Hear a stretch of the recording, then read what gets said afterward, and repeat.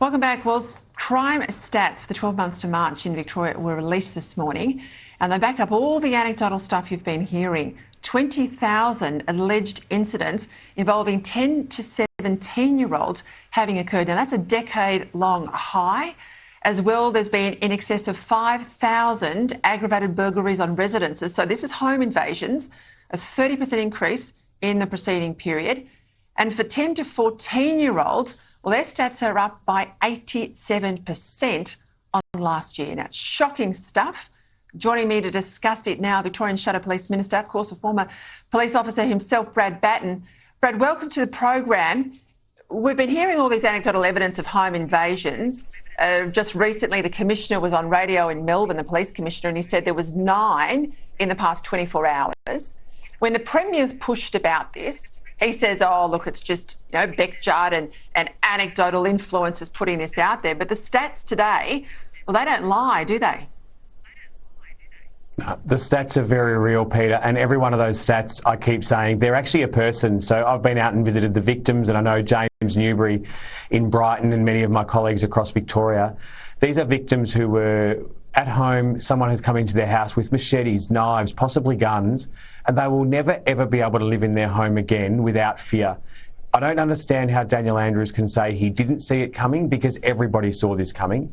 We know there's a lack of police resources. We know there's now the government in the budget are removing funding from crime prevention models for these young people to give them the opportunities and the support to keep them out of the criminal justice system, and therefore the images we're seeing now won't be seen in your home.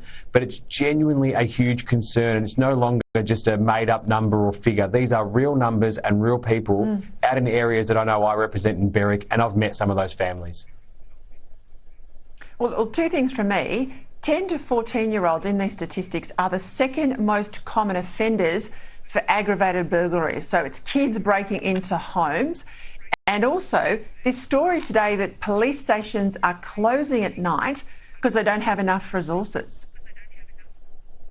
Yeah, the 2 things on that. When we're talking about young people, 10 to 14, and the highest number is that 13 and 14-year-old age group in that area for the amount of that are committing the crimes, particularly violent crimes, we need to actually step back, and I should say we, but the government should step back and go, what is going wrong? Why aren't we investing in these young people to keep them out of the justice system, to give them the opportunities? And we all get scared, and I've said this before quite publicly, we get scared to talk about First Nations or Africans or people from islander backgrounds.